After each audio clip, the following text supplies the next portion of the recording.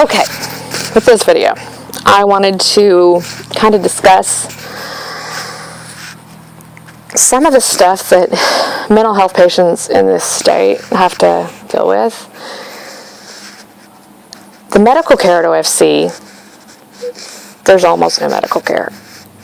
There are 3 people that I know of that have died. Not just died natural deaths, but they've died because OFC didn't provide proper care. You get the pitchforks and the tar when something happens with mental health, and you say death penalty. Well, what you don't realize, this whole Clayton Lockett thing with the executions, OFC has so many people. I mean, they've done stupid stuff. I mean, it's not even all murders. Not every charge is murder there. But they don't deserve the treatment they get. There's somebody that died a month and a half ago. And the reason he died is because for 6 weeks, the nurse kept trying to get attention. The doctors kept saying, no, don't send him to the emergency room. Don't do this for him. Don't do that for him. He was known to have heart problems. He was known to have problems with his oxygen. They didn't have him on 24/7 oxygen, which, of course, made his delusions a lot more real to him, and the medication cycle kind of... The point is, they should have sent him to the hospital. But no, by the time the nurses convinced the doctors, and the med clinic, which doesn't even have a full-time doctor, it has a nurse practitioner who doesn't know what she's doing. In all honesty, she doesn't. By the time they got him help, got him to Craig General, they airlifted him to the hospital in Tulsa, put him on a ventilator. His oxygen level never went up. His CO2 level never went down. My mother's did the same thing. Her nursing home did that to her. This is somebody that didn't kill anybody. And yeah, he had severe schizophrenia. He did. He had delusions, bad delusions, but he didn't deserve the treatment he got. I mean, there's another person had cancer. They didn't do nothing about it. He died. Another person died of constipation. I mean, come on. These are things that, if they were on the outside, if they didn't have these things, if they didn't have the charges to where they were stuck there, they could find a doctor that would help. They were in a nursing home. Somebody would have helped, hopefully. But my point is, and there's other people. There's people that need knee surgeries. They need back surgeries. They need bypass surgeries for their heart. But OFC's answer is, we're not going to pay for it. We don't want to pay for it. It's too expensive.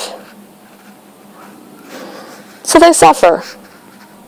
And they don't give them anything for pain, anything, tramadol. Tramadol. I mean, come on. There's only so much tramadol and Flexeril that's going to do anything for stuff. Not for a back when you've got distended discs or ruptured discs or a knee that needs to be replaced. That's not going to cut it. They need surgery. They are under the care of the state of Oklahoma. What does that say about this state? What does it say about these people? It's cruel and unusual punishment. In all honesty, it is. If you can't take care of them, fine, release them. You want to release them, you don't want to release them to your families because they're violent offenders? Okay, you know what? That's what this place is for. This boarding home is not in the middle of a city. And at least they would have the chance to go to a doctor. A real doctor, not a nurse practitioner. At least they would have a chance to see a surgeon about their back and their knee or their heart. The medical care at OFC, there is none. I mean, I was in Pt2, which is a convenience store here, and this girl was talking about a poodle her grandmother adopted from the Humane Society in Poto. The Poto Humane Society took the poodle back. You know why? Because the doctor, the veterinarian that this person had provided for the poodle, the Humane Society didn't believe that that doctor would give appropriate care for this poodle. A poodle. They took a poodle away. What do they do to the people at OFC? Nothing. Absolutely nothing. Mental health in this state, I mean, I can see why people don't go for help. Why they don't ask, why they don't tell, because look what they end up. Look where they end up. Look what they have to deal with. This system's got to change. There has got to be something done that helps people, doesn't sit there and make them not want to reach out and say, hey, I need help. Something that doesn't stigmatize them, it doesn't put a black mark against them, because I'll tell you, the people that I've met, I mean, yes, there's some really bad people I don't think should ever leave OFC. I'm sorry. I don't. But I don't agree with the death penalty in any case. And that's saying something for me, because there's some people at OFC that, I mean, they are not only crazy, they're violent, they're crazy, and they won't take meds or something. I can see that. But just because of anger, just because of victims' rights, what about mental illness? What about a mental health patient's rights? Because that's what they are. We're considered patients. We're not supposed to be considered inmates. We're not supposed to be convicted of these crimes. We're there for treatment. Treatment, not to be stigmatized, not to be patronized, not to be treated like an animal. Heck, not even treated like an animal. Treated below an animal, like scum. Because animals in the state of Oklahoma get better care than human beings. Because I guarantee you, if somebody did something like that, they've done at OFC to an animal, it'd be all over the news, and the Humane Society would step in and throw a fit. But no, this is a human being that has a mental illness, and yes, they've committed a crime. So what? Eye for an eye is not the way you're supposed to do it. And in fact, Christians, the majority of this state is Christian. This is the Bible Belt. Yet, when something happens, they want eye for an eye. They want the Old Testament. They want a life for life. How is that going to solve anything? Jesus said to forgive.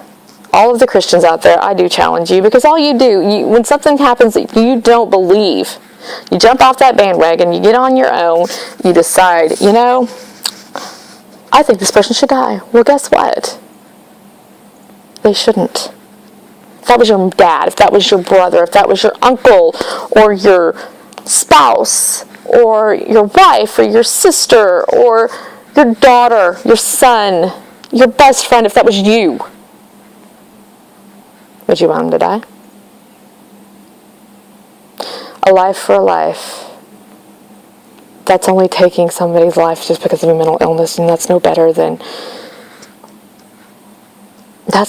some of these people in the past, like Hitler, Stalin. Didn't fit into the thing, didn't fit into society. You can't treat mental health patients. You can't treat the mentally ill like this. You can't. You have to help them. Not ostracize them, not treat them like they're crap. They deserve full benefits and help. They don't deserve to be treated like a prisoner. I think that if everybody walked a mile in our shoes, they would see a whole different story. And I challenge all of you to do that. The Adacia Chambers case, the Jared Murray case, Christian Costello's mom, Kathy, she deserves our respect. This woman is so strong, she's so wonderful. She watched her husband's life be taken away by her son. And she's not angry, she realizes that was not her son, that was the mental illness. She's trying to get him help. She wants to get him help. She wants to get everybody in the state of Oklahoma who have mental illness help. I believe that we need to be listening to her. There's Matthew Sweat's family. They've supported him too. He killed his mother, and they understand. They understand that this is not him. It was the mental illness. And when there are other victims' families out there, they want to crucify somebody. But it's no different than Christian Costello or Matthew Sweat. And I've met Matthew Sweat. He's pretty cool. He had a problem because of mental illness. You cannot judge somebody for the rest of their life on one day. Because what if you did? What if you have destroyed the next Einstein? What if you do the death penalty, the person who's going to cure cancer, what if you snuff that life out and it never happens? You're willing to live with that on your conscience? Because I'm not. We need to be supporting patients with mental illness, with or without having committed crimes. We need to be getting them help before those crimes are committed.